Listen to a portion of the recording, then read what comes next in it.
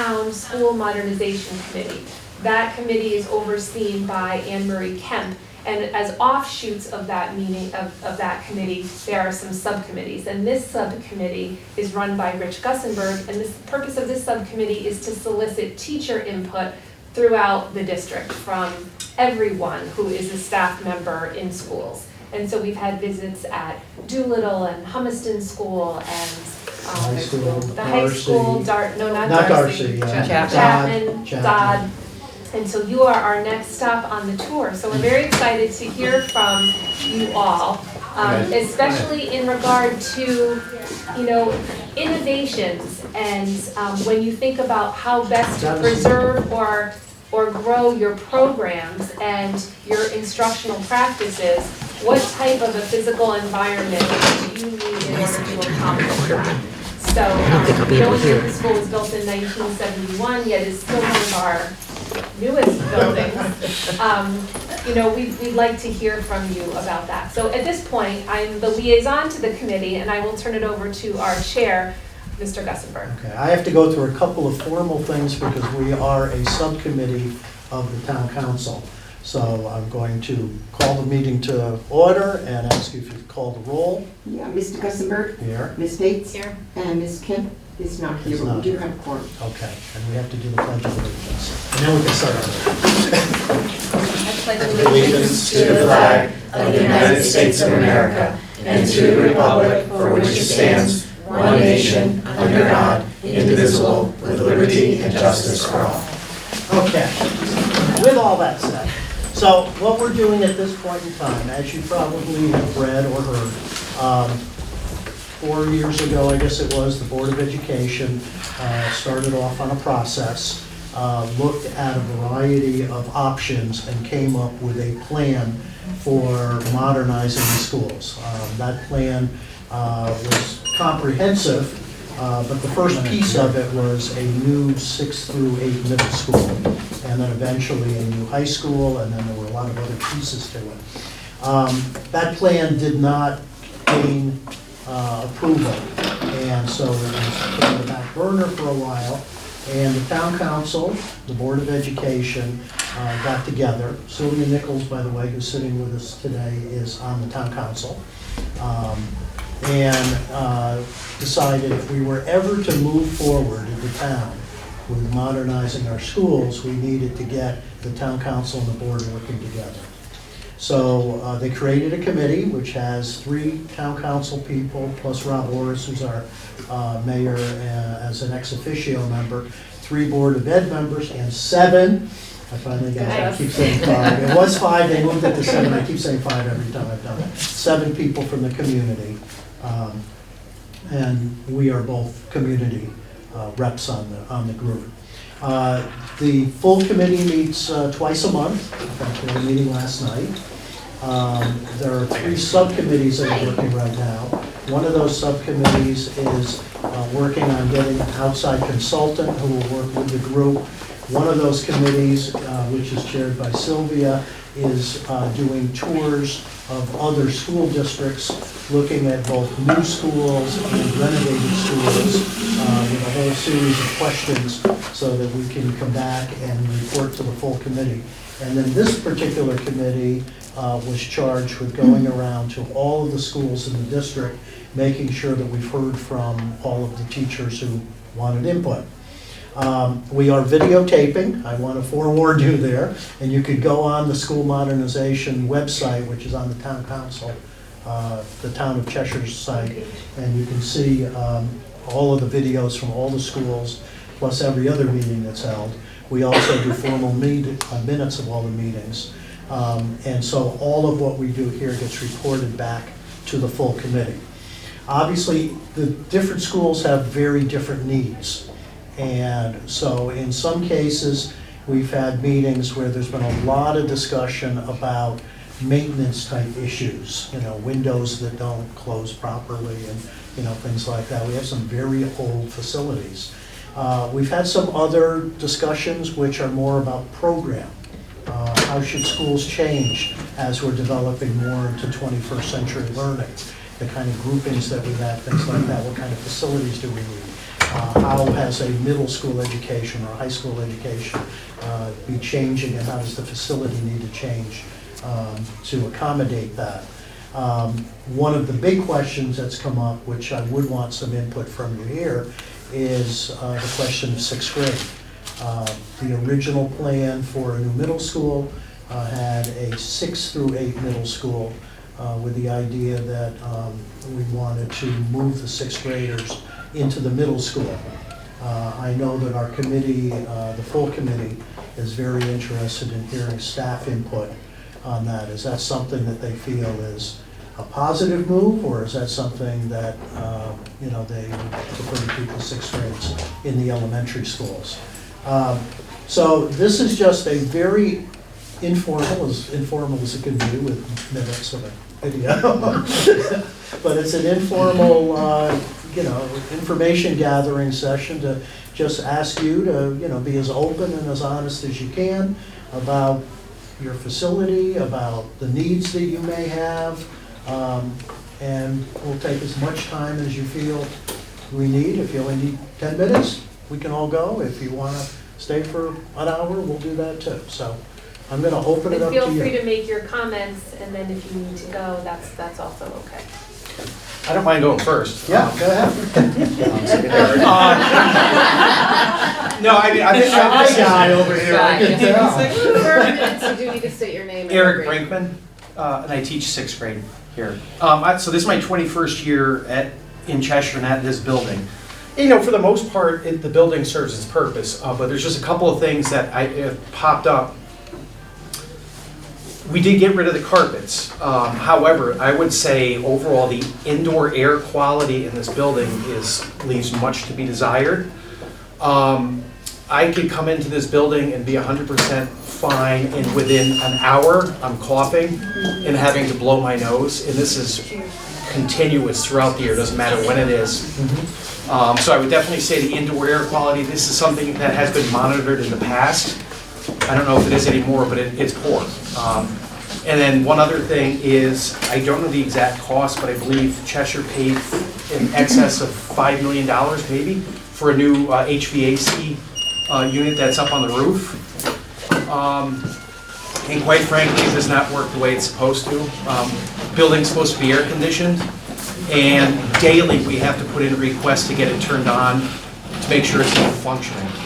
And that's from the moment it was put in. I don't know that it functions the way it's supposed to. The room will get extremely sticky and humid. You physically have to call or put in a request, could you please turn on the air conditioner? Is this entire building air conditioned? Is it supposed to be air conditioned? And I don't know if Except that's for the just gym. my area of the building or not, but I'm pretty sure other teachers may have the same comment. But it's basically the air quality and the ventilation within the building. And as a sixth grade teacher, I wasn't really prepared to answer the question about sixth grade in a middle school, so maybe another. Eric, if you decide that you think about some of these things later, over here we posted the School Modernization Committee email address. Okay. Where if anyone's thinking about things or they can.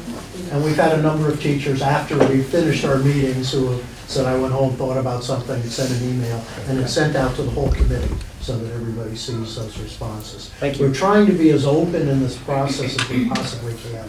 We don't want anyone to feel that they weren't included, and we're trying, the reason we're videotaping this stuff is even if we get down the line and we have proposals that we're putting out there, we want people from the community to be able to see the input, see the process, see how teachers and others felt about issues, so that they wouldn't feel that these proposals just came out of left field. So, thank you very much. Thanks. Others? Was there a question about Yeah. sixth grade in middle school? Yeah. Yes. Maybe, I don't know if you were I here. teach Yeah. sixth grade. No, I wasn't. Oh, okay, yes, I had done that in my intro, Uh-huh. was one of the questions, because when the proposal was put out a few years ago to build a new middle school, it was proposed as a 6th through 8 middle school, with the idea that it would be preferable to move sixth grade into a middle school. We've asked that at each of the buildings that we've gone to, and so I want to get feedback here also. As a sixth grade teacher for a lot of years, yes, now I feel that way. I didn't always, but because our instruction has changed, our curriculum has changed, just how our day-to-day, everything has changed. It fits better in a middle school day than an elementary school day. Of course, we make it work. Right. Well, Well, that's one of the things, you know, we want to be very clear. I mean, the students in this district achieve at very high levels. And we've been in some buildings that clearly are not, you know, where we would want them to be, but the students are achieving beautifully because the staff is so good. So it's got nothing to do with achievement or the staff. It's got to do with, you know, where's the best place for sixth grade level students to be in terms of the kind of program that we would want to offer. I didn't always feel that way. It's really, literally the past 3 to 4 years that I've started to come around to the idea of, wait, this would really be better. Like imagining doing our science activities and being in a science room instead of, you know, switching off, and just like the blocks of time and a whole host of things. A whole host of things. Okay, thank you. Yes? Jen Sieber, 5th grade. Just going off of what Ms. Hollander said, if 6th grade moves to a middle school setting, I taught 6th grade for many years. They're young. Would there be a configuration where the 6th grade would be separate from, like, I don't know, not completely separate, but separated from the 7th and 8th graders, because they are still young? How would that look to keep the grade levels separate? It really isn't the right word, Yeah. but you know, within their own areas. Well, that would be a design issue, you know, so if the town decided, let's build a 6th through 8 middle school, you know, one of the things that they would have to do is to sit down with everybody and decide what should it look like. In most cases, they do tend to, you know, have 3 wings, a 6th grade wing, a 7th grade wing, an 8th grade wing. I know I oversaw the building of a new school, and we had a staff advisory committee that we sat down with on a monthly basis with the architect, say, how should we lay this school out? So I would assume that there would be input by the teaching staff, but also the architects and others as you laid it out. And if part of the Board of Ed's plan was, yes, we want a middle school, but here's the parameters, then that would happen. But that would be a decision way, way down the line. Yeah. Having, you know, taught 6th grade for many years, now I teach 5th grade. Again, at one point I thought, you know, 6th grade is ideal, like, you know, 5.5 years here, and then if they could do the second half of 6th grade at the middle school. So, you know, again, I think just so many changes in the curriculum and the need for, you know, like science, with the science equipment needing, their needs are better suited in a middle school setting. So I actually think that 6th grade would be suited for middle school at this point in time. And just as an input here, as Rich said, we're on a committee to observe other school systems, and we are going to see other schools that have done that, and ones that still have just a 7th and 8th grade model. Some even have 5th, 6th, and 7th, and then an 8th maybe, and 9, 10. Yeah. So there are different configurations. So we're looking into all of the input from those teachers to see how it works. Right. So we appreciate that thing, but that is not the first time I've heard the same comment that you said 5 years ago or 10 years ago. I wouldn't have supported that. With kids maturing, they have so many other things going on with, I don't know, but the world of teaching has changed, your Right. groupings are better. So that's not an unusual comment that we've heard from But these. I do know certain towns, I know Durham Middlefield, District 13 does this. It's K1, 2, 3, 4, 5, 6, 7, 8. So is that, I don't know if that's something on the table, but like 5th and 6th grade tend to be kind of in that zone together. There are a number of towns out there, no, Glastonbury, Canton, have a 5-6 intermediate school, and then a 7-8, more of a junior high. You know, ultimately, that's not our focus. Our focus is to say, in terms of the facilities, what should we build, and the Board of Education has to make a decision about, you know, what the appropriate breakdown. There's pros and cons when you start doing a K1, 2, 3, 4, 5, 6, you know. Right. Lots You- of transitions. You know, every Oh, yeah. time you have those transitions, there's some loss of communication and things like that, so, but that won't be our decision to make. That's why it's important that we get this feedback so that, and you follow along as we're going through the process. This is just the very first fact-finding step, Right. right? The school isn't gonna be built by, when's our target to have this one all redone Well, by yeah, September, they right? go through that when the town, when you and the town council set this up. September of 2030. Yeah, they had a very aggressive schedule for us to report back to the town council in September of this year, so that the town council could approve a plan and get at least a piece of it out to referendum in November. Now, I have no idea whether we can meet that. It's a very, very aggressive It is. time schedule. But that at least was in the charge, that's what they had hoped to do. Mm. Oh, go ahead. No, go. Oh, I got a whole list here, so if Okay. you, go I was just gonna make ahead. a quick Go comment ahead. and then I'm gonna go. Megan Bolger, second grade. Just a different perspective than the ones you've heard. I teach lower elementary here and I am a mom of a sixth grader here. My only reservation about the separation of sending sixth grade is the maturity level that maybe we talked about. I also have a freshman, so having gone through that, there's a huge discrepancy, in my opinion, between what eighth graders do, say, and think than an 11 or 12-year-old sixth grader. So Yes. academically, I support their opinions on they deserve the science and they deserve the layout and that kind of thing.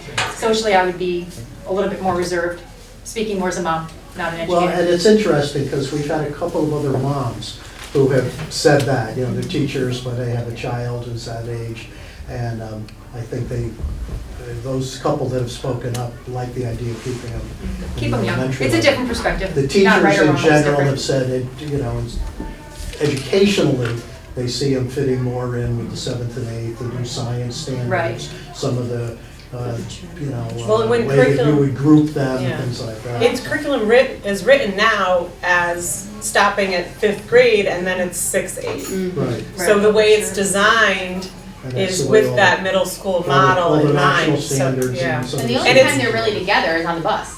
Yeah. If you follow that true model of 6, 7, and 8, I mean, they have their own lunch waves, they're separate except for on the bus, Right. which really isn't any different than a 6th grader riding with a kindergartner. Yeah. If you think Yeah. about that, you know, from a parent's perspective. I can speak to that because my children go to a middle school that's 6th, 7th, and 8th. Where are you? I'm in Region 15. Oh, that's And- where I was. Right, and there's no interaction. Could I have your name, please? Catherine Biello, special ed. There's no interaction except for on the school bus.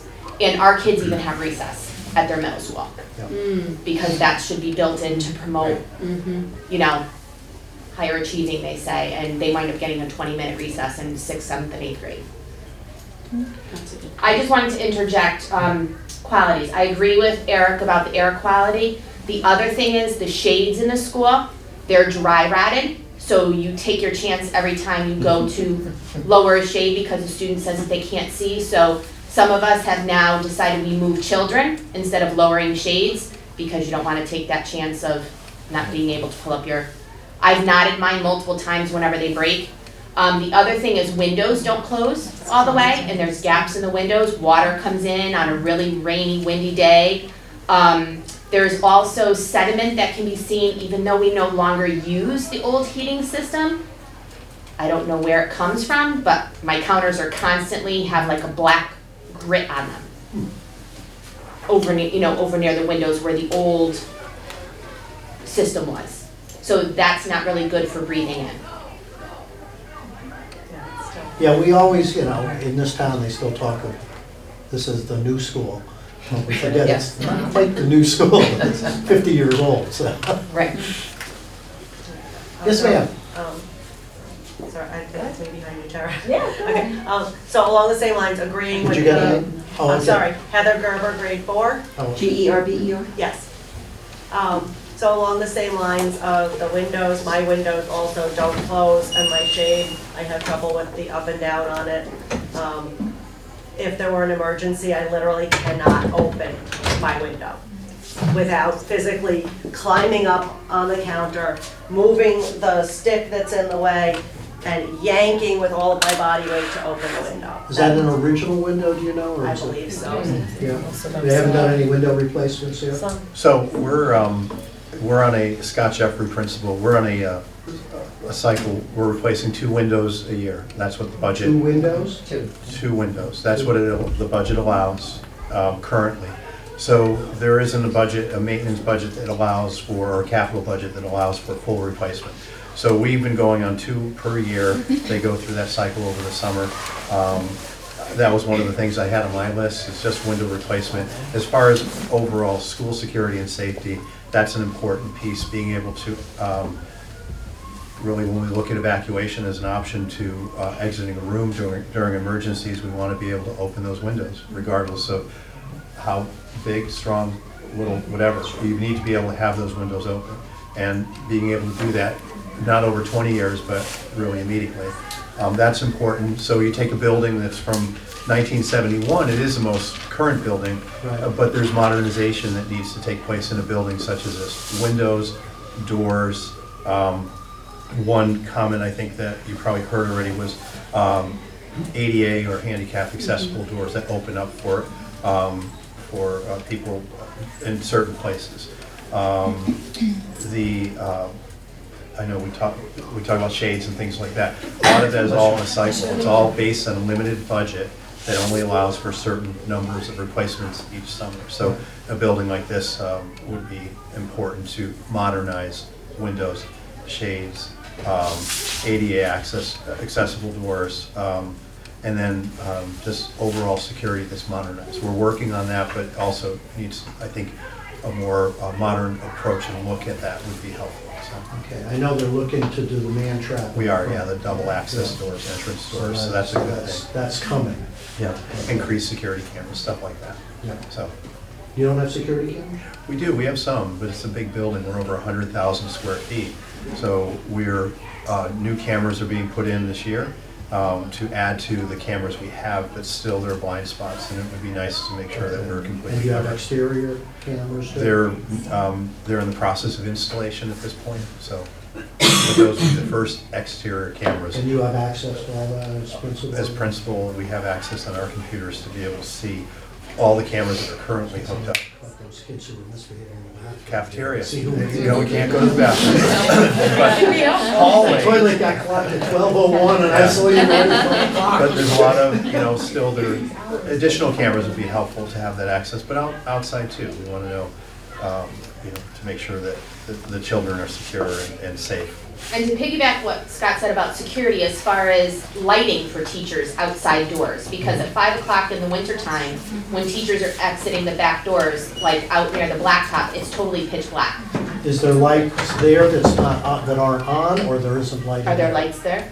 There's no lights. I would just say that they're currently working on that, is all the buildings right now, they're working on installation of exterior lighting that is on a sensor system, so LED lights all around the building, so it's based on sensor versus timing. Right now, timing. Because sometimes they put on adjustable. signs and then when it starts getting dark in the fall, suddenly, you're going outside. The back is all and the lights manual aren't right coming now. on. We have one large light that comes in, that's a manual one that we put on for events, but it, again, they're improving, the lighting is scheduled to be improved, so we'll make sure that's clear. Is this LED lighting in the school? Have we changed to LED lighting in the We whole have, school? yeah, that was all done I think so. probably 4 to 6 years ago, and they're all censored as well, so when there's no activity in the room, they're shut down. All energy efficient, I should say. Yes. On a different topic, I don't think we've brought up yet, electrical outlets and data ports. Most of the rooms do not have enough electrical outlets in them. I believe it's supposed to have one every 12 feet, and I certainly do not. I have 3 outlets in my entire room, and that causes me, and plus only 1 data port. So my computer that I use for my smart board is the same computer that I have to use for my personal. So I have little privacy from wandering 4th grade eyes that love to see what the teacher is trying to type onto her computer. And if I, God forbid, forget to put my smartboard on freeze, then all of my personal information shows up on the smartboard that the kids can see. So just that ability to have separate computer from, one computer for the teacher, one computer for the smart board, and in a place that's accessible for me. So let's say this is my classroom.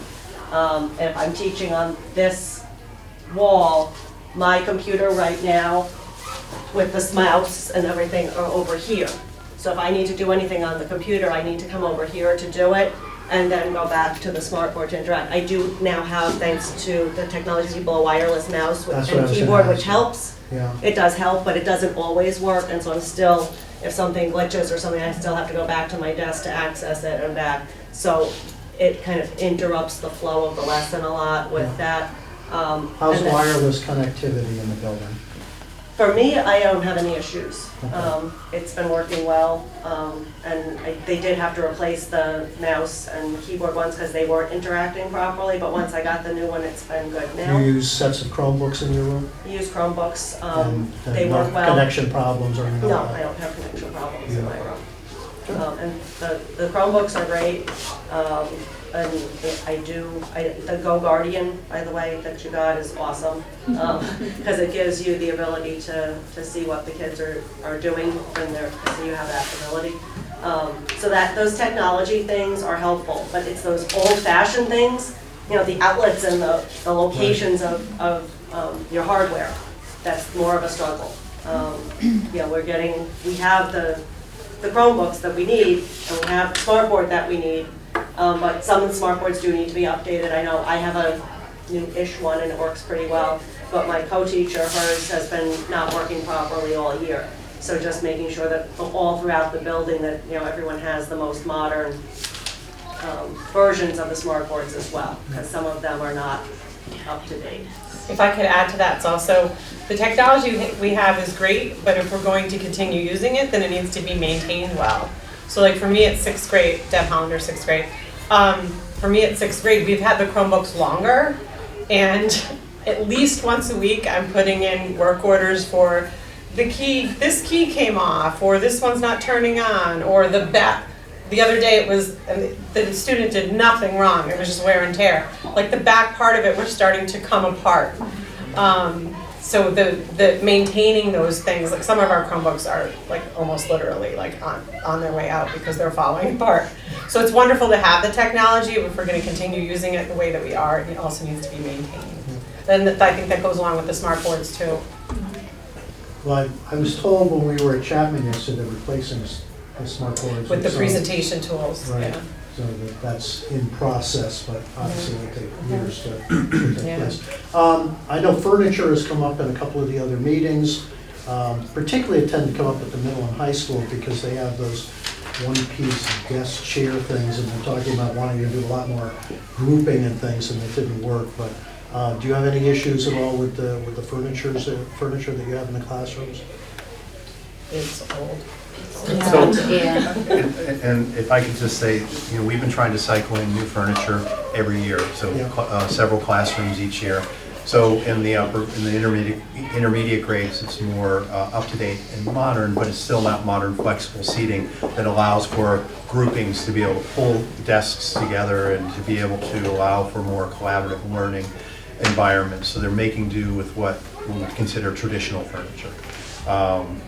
But at this point, it's safe, but when we look at modernization, we look at looking down the road. How can furniture help us to create these learning spaces that are more collaborative, allowing kids to be able to. And more flexible.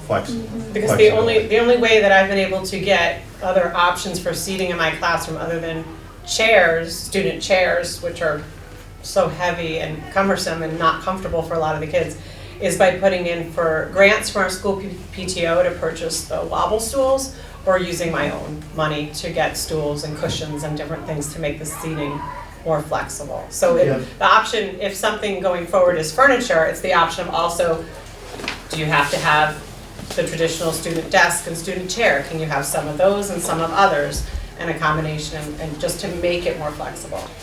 And to just bounce off that idea, Tara Ford from 5th grade, in looking at just the size of the children and the ranges, the comfort level that they must have, not have, because of one-size-fits-all furniture. So many of the children, they sit at their desk and their feet don't touch the ground. And you try and sit like that, and I'm short, I know what that feels like, you know, for extended periods of time with your feet hanging off the chair and not being able to plant yourself. Legs go numb after an hour. Yeah, you go numb and it's, you know, it's uncomfortable, they're wiggling in their chairs, they're up on their knees, you know. So just that flexible seating for many different reasons, for the comfort of the children, for them to be able to focus, you know, the alternate seatings is good for a lot of different reasons, so that kind of an idea as And well. it's not just furniture, it's the floor too. Yeah. So like, because we switched to the linoleum a long while ago, and it's great because it can be kept up and apparently cleaner, but I mean, you don't want to have to sit in a chair all day. You want to have that flexibility, especially with smart boards, and you gather together, whether it's 6th grade or kindergarten. So Do you have one? not to go back to carpeting, but to have, I think flooring is included in the furniture talk. Well, we've seen this, we've walked through some of the other buildings. Sure. They do buy, you know, the school rugs, so that, you know, we can have a gathering area in the classrooms, things like that. The room itself is all carpeted. No, we do. Well, if our class sizes stay down. We don't have any control. I know, but I couldn't resist. Yeah, and could I just quickly, because I came in, Eric was talking about environmental, that's very much a concern of mine too. I know it can't be proven, but I haven't had allergies or asthma until 4 or 5 years ago when this new system went in. And I go home for breaks and I feel fine, and I came back after winter break and I was coughing and sneezing for 3 days, readjusting. There's gotta be some correlation. And then the technology I also talked about, going back to the 6th grade and middle school for a sec, I know a lot of people are open to the idea and totally understand that when you're looking at school modernization across the district, it doesn't necessarily have to mean build a new building, which would be awesome, of course, but utilizing the buildings that we currently have, I know is the gist of what you're doing. And I think redistricting is an issue, especially if you're gonna look at going to a possible 6-8 or whatever combination we arrive at. I know people are very open to that and utilizing the buildings and however is best for the entire district. Do you think people are open to redistricting? Absolutely, I know a lot of teachers are. Yes. Here, here, huzzah. Well, I think, and just to add on to that, I mean, you know, redistricting is a Herculean effort, we know that. But in terms of class size and equity, so Highland, we're the biggest school. Kindergarten, and you're up to what, 21 students, where some of the other schools, their kindergartens are much smaller, okay? So there's a huge discrepancy between class sizes from building to building, and you know, again, I'm just gonna go to kindergarten because, you know, your task is really difficult when you've got 21 children who've never been technically in school before versus another building who has maybe, you know, 12, 13, 15, something like that. You know, it's a big difference. So the idea of redistricting to make the equity, class size equity throughout the district. Which then impacts your teaching, your curriculum, your you know, the amount of services. teacher to student ratio, the amount of time, it impacts everything. Yeah. I mean, Behavior, we don't know what the final outcome will be, but I know when the Board of Ed did their plan a while back, part of building the middle school was then consolidating some of the other buildings. And they were closing several schools in the process, so that you ended up with some of our older buildings being taken out of stock, some kids having to move, obviously. And that's where you do get into some issues, because, you know, we need to, whatever plan we come up with, we not only have to convince the public that we can afford it, but we also have to make sure out there that we've got parents who will be strongly supporting whatever we're trying to do. And if you get a group of parents who are fighting against, you know, redistricting children or whatever, I've seen that up close and personal. I don't know exactly how it came about, but I estimate it was 25 years ago that we redistricted, because I remember it was one year, I had kids that had gone to Chapman, were now 6th grade at Highland. I don't know the history of like how that occurred, but it was a long time ago, of course, but if it's necessary, right? If it's necessary, you have to do it, but I've been on the receiving end of some of Absolutely. those very angry parents. Absolutely. I can say too as a, oh, I'm sorry. Go, you can speak. As a, Did you give your I name? need your name. hi, Denise Shalaba. Would you Do spell you want me that? to spell that? Yeah. That's good, Marilyn, you can spell that. SCIALABBA. Just talking about the moving the 6th graders. I teach here, but I'm a parent of Chapman students. Chapman is wonderful, I think, for K through 5 because it's such a small school and it's lovely, but two of my kids only had 2 classes at each grade level, and it was 40 kids in the whole grade, and it's the same kids year after year. By the time they get to 6th grade, they need to get out of there. They just need a new face. They need to make new friends. The transition moving into 7th grade is hard. My daughter is in 8th grade now, but when she went to 7th grade, she was the only Chapman student in her homeroom. So the first 2 days they're in their homeroom the whole day, and she just sat there.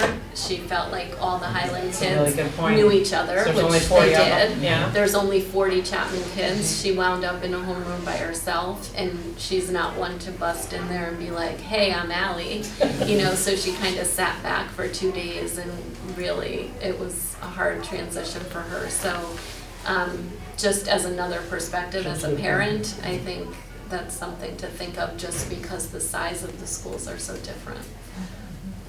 I'm Marion Sweeney, I'm a kindergarten teacher here at Highland. Just wanted to also piggyback with the windows, and that was, I just want to reiterate that my windows don't open, and it's, after the Alice training, we all got on our counters and we're practicing, how to open them, and they literally don't budge. So that's, to me, I really am concerned about that. Also our bathrooms, and I think the bathrooms, the tile looks like something from the 50s. I think that the grout is the original grout. And the plumbing. Yeah, and Right? it's You have really, bathrooms in the kindergarten we class? do have it inside the classroom, and they, I think, they do the summer cleaning, and, they do all that, and they're supposed to, but it reeks. And I think that it's deep into the grout, whatever, God forbid, it's in there, but it's, I just think it's something, I don't want to get on my hands and knees and do that, but I bleach it, but it's just, it's not really, Those little boys don't. we talk about that the first week of school, it's a lesson, a mini lesson. I could tell Quick you mini lesson. stories. So, it's just something that. We can tell you stories. So just the bathrooms, I think they're. Yeah, there's And it's really around the whole building too. Like, it would be nice to turn on the faucet and have hot water and an actual flow of water, especially during this time of year where you're trying to prevent the spread of germs. And clean paintbrushes. You have sinks in all the Just can't classrooms? clean paintbrushes. I do. There's sinks in all the classrooms, but there's not hot water all the No. time? Or But There are certain places in the building you can And go I to wondered if you if need the hot city water. tried to But turn it on and you just can't do it. So, that's. And some faucets are better than others. I know the 6th grade, the bathroom down in the 6th grade area for the kids, it's like a trickle and cold. And there's 3 sinks. Does the 6th grade have any kind of a science room to work in? No, everything's done in our classrooms. Okay, We are, Norton yeah. and one at Chapman, but okay. there is not one No. Yeah, 'cause here. you saw one at Chapman when you were there. yeah. That's it. And also, another thing, the soap suspenders, the children physically can't even push them in because of the little ones. So I've been purchasing soap for the The little classroom. ones, yeah. Yeah, they just can't, and Mrs. Fanny, and I just And had. they can't reach They them. can't reach it, so We it's have just stools. not feasible for the, Poor design. yeah. So that's just minor, but. And just back to the bathrooms, I'd be curious to know numbers and just the whole percentage and what's required of a building this size for faculty bathrooms. I think we're really low on this. We have 1, 2, 3, 4. 1, 2, 3, basically 4 faculty Yeah, 'cause we have two bathrooms by in this the one. building. Am I right about that, Scott? Yes. And the ones by music aren't just for faculty They either, should right? be, but they. They are. Yeah. They're They adult are. bathrooms. They should So I be, saw but they're kids in being there all the used time. for kids. The kids are being allowed to use them. So 4 faculty bathrooms Spread around the building? spread around, yes. 2 all the way over there, 1 all the way over there, and 1 all the way over there. And there's So always a there- line. So there may There's not always be a one line. near your room. Exactly, If you've, exactly, got to run somewhere quickly. exactly. Most of And us you're run banging into the and nearest waiting. kid's bathroom. Or we use the kindergarten bathroom. The seats down there. We don't go. Yes. Allison Ranciato, Special Education RANCIATO. Going off of bathrooms, I know the student bathrooms have the hand dryers, which is great, but it's really noisy if you're a classroom working by a bathroom. It's really distracting because they're constantly going. And I've heard mixed research on whether or not those hand dryers are even clean, sanitary. I've heard the same thing. I've seen some articles on that. Just to kind of go off that as well, the decibel volume, I think there's research that shows that the volume of those hand dryers is actually damaging to hearing. So going forward, if the are they clean, are they sanitary? I know one time I had to put into the maintenance, the wall behind, it was scummy. I mean, it was unhealthy looking. So the cleanliness, I think they're economical, but the decibel, the bathroom is close to I have to close my classroom door when it's so loud. And I have noticed, again, thinking about some of the special ed, special needs students, sound and volume is very challenging for them at certain times. I've had students literally cover their ears because the volume of those is terrifying to them. Okay, so it's not just our regular students that find the noise annoying. For some of our students, it is literally too much for them to handle. Is the entire building handicap accessible? Is there any place that's not? I think it The is. stage, I'm not sure what that actually involves for an entire building to be handicap accessible. well, it means, yeah. Our stages, Something we have wheelchair- our stages. We don't have accessible doors or Well, I'm not getting into the doors width and all that. But I'm saying if I came into this building in a wheelchair, Yes. could I get around to the whole building? Absolutely. Or do I Yes. encounter places where there's stairways, things like that? No, So we're all. can I, Rich, I just wanted to point out, I had a couple, when we talk about modernization, and I think some good points are made about the building when we talk about, this is a building built in 1971.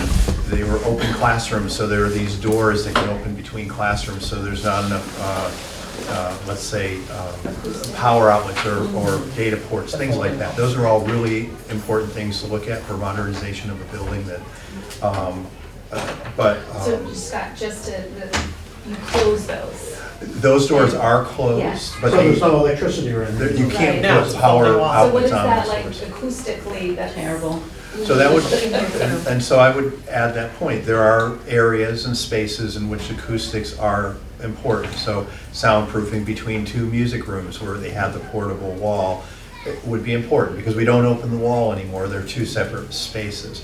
Or there's a music room on one side and this is not right, but a 5th grade classroom on the other side. Used to be. Where yeah. Yeah, but currently there are 2 side-by-side rooms. So acoustics in spaces, because those portable walls are not as solid as a concrete block wall, for example. Do you ever open any of those walls? Or is there any Sometimes they're open flexibility space? between 2 teachers. They'll open a wall for a variety of reasons, coming together for a group activity, that type of thing. But generally, they're 2 separate spaces with the walls remaining closed. So. If I can just, Lindsay Grant, 3rd grade, if I can just speak to the pocket walls. My current, Lindsay Grant, Grant. Oh, GRANT. My room, I currently have 2 walls that were put in as those partitions. So I have 2 outside walls, which are cinder blocks, and 2 of the, I don't know exactly what it is. The portable walls where you have tracks in the ceiling where they can come in and out.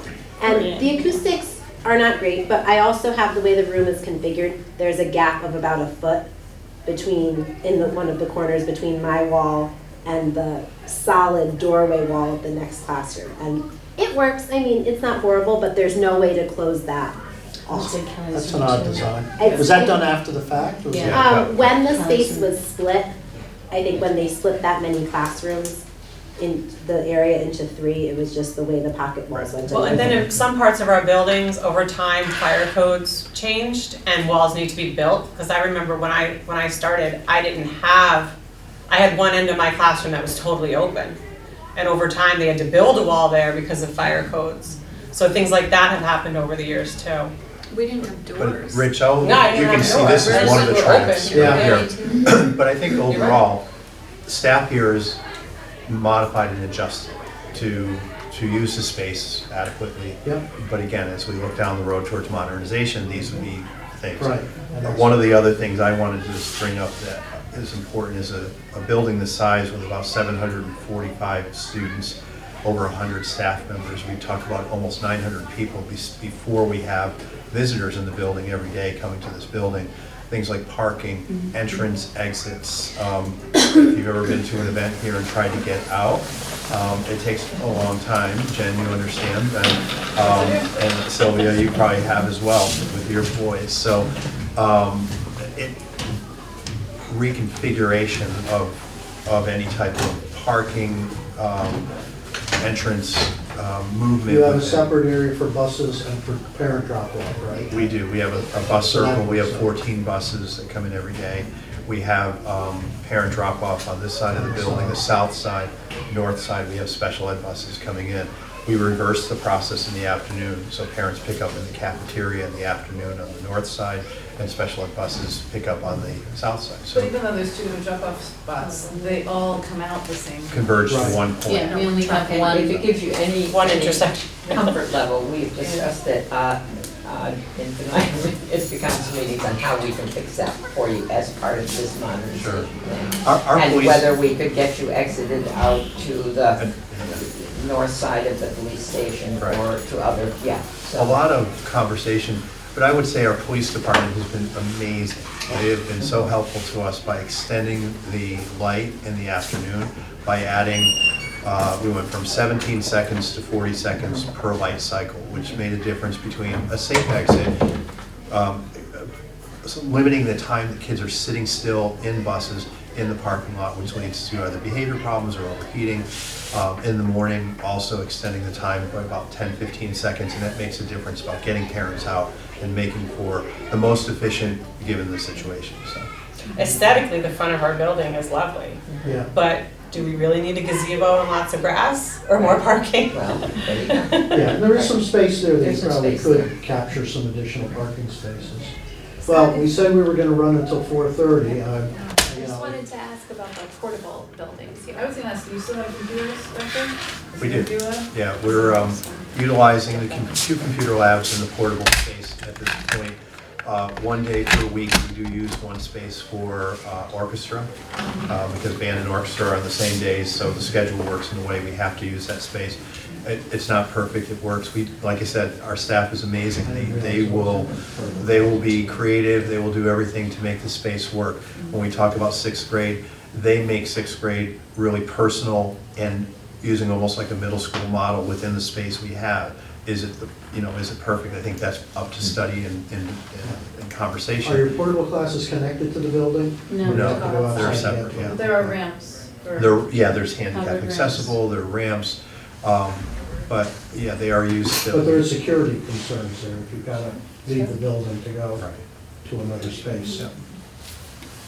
How about in this school, is there space? I know we heard in the other one yesterday at Chapman and at other schools about kids' stuff, their backpacks and their coats and their books and their things that they bring. Do you have space for those? What happens to them? They have the space in the hall? Where do they put all that? If I'm all right, I'll just start. Storage is always an issue. Each grade level has limited amount of storage for supplies and materials that they need for their instruction. There's limited space within the classroom, so there's not much space to put the things that they need. So they're accessing a separate room for their items. That's limited around the building. within the classrooms, they have cubby space. Some rooms have more than others, and so it gets a little crowded. But I Well, you let the have cubby teachers speak space, to many that. schools don't have anything, so they, Right. they have their chairs and the backpacks on the floor. Yeah. But then, so No, we're not doing that. cubby space varies from classroom to classroom because it's, yeah, 1971, Right. the new school, I know what you mean. Yeah. But I can't utilize any of my cubby for any kind of storage because the wall behind it, something has separated and there's a huge gap. Okay. So with kids, anything that gets, if it gets far enough back, it's, well, God knows what's back there. Into the abyss. So I'd love to be able to have some other type of storage options, but it does vary from place to place. Can you Yeah. also Did you tour the elaborate on, not yet, can you elaborate on a space, is there, when you think about your building and modernizing it, a space where all of the students and all the faculty can come together? Do you have a space where you can fit everyone? It's tight. So we, the gym is large and we are able to squeeze people in, but it's not a space that I would say is a comfortable space to get a whole school assembly working. We break all of our assemblies into two. So we do double on everything. So if we do a cultural arts event, we do that 3 grade levels one time for the next. It works, but in order to build community, to have everyone in one space, it's not like the other schools are able to do. So we're not really able to do that. That'll be in the auditorium on the second floor, right? With the elevator to get there. Cafeteria. Through the atrium. Right. Not for the whole school. No, but to accommodate the lunch. Oh yeah, waves. for our lunch How many waves. lunch waves do you run? We have 6 waves, so we are doubling up on one wave. What time do you start? We start at 11 o'clock for recess, 11:20 for lunch. So we do recess then lunch. So our waves start at 11 and at 2. Our kindergarten and 3rd grade are together because then we can separate the recess areas and keep them apart, obviously. But it is crowded in that wave right now. But the other waves So are lunches start at adequate. one time and end at one time? So our lunch, there are 25-minute periods for lunch. I mean, So- how much of your day, Oh, the okay. instructional day, is taken up by lunch where you can't really alter that schedule because you don't have enough room in your 11 cafeteria? to 11 to 2. 11 to 2. 3 hours. There's a lot of people, a lot of children in the cafeteria. 2 o'clock's late. And it's noisy. I mean, you know, if we're talking about, you know, sensitivity, it's noisy in the cafeteria. Couple of things, just I actually surveyed my students about, like, if you could build the perfect school, of course, they went off the rails a little bit. But one of the things they did comment in our building was because we have so many students buying hot lunch, it takes a long time for them to go through the hot lunch line, ring out, and then by the time they're able to sit down, they don't have enough time to eat their, so that's actually right from the students. Another thing in terms related to modernization, I know this is down the line, but we do a lot in science on protecting the earth. We use styrofoam trays. And I think we calculated out, it's something crazy, like 50,000 trays, styrofoam trays go into the trash just from Highland. So, you know, through the science, we were able to talk about how much garbage we generate here. So in terms of modernizing, you know, is there a way to become more eco-friendly? You know, that was one thing that we actually talked about with the students as well. Storage is at a premium. So not every grade level, 4th grade doesn't have a dedicated storage closet. So each grade level should have their own storage closet to, you know, to house the extra materials that they can't house in their classroom. Like 6th grade, we have a lot of science materials, you know, just different things like that. And in terms of storage in the classroom, I have a student coat closet in my classroom, whereas the other teachers in 5th grade behind me, they have a coat closet in the hallway. You know, so talking about just in terms of, you know, safety, where is it the safest for students to be congregating within the classroom, but then that takes up a whole chunk of classroom, or if they're out in the hallway, you know, I mean, we've had kids, you know, sit in those coat closets, you know, like trying to not be seen, you know, so talking about that. I know some of the schools have, I think Doolittle has lockers, but again, the lockers are this big, so you can't fit anything in them. So storage is always at a premium. I don't know if your hallways are wide enough that you could put lockers. I don't think they are. I don't think so. Something we like anyway. No. We're There's doing fire an electronic codes. survey at Right, some yeah. point where you could And with hear this from a many- greater number of The school people. that I worked Did the at, teachers and staff? we did put lockers in Yeah. for I think everyone that, except the kindergarten. I But it don't was know if nice, we've they done were that, wide but enough, we the have kids so could many put their meetings, so many backpacks on. options for and people coats to on. come and they can easily That was out of email, here. and that's what we're encouraging people to do, we can't. Okay, I promised everyone that we would be all done by 4:30, so I appreciate you very much for coming and staying and giving us information. As I said, feel free to go online and watch all these exciting videos. And Are you only interviewing? second half, and we- Are you only discussing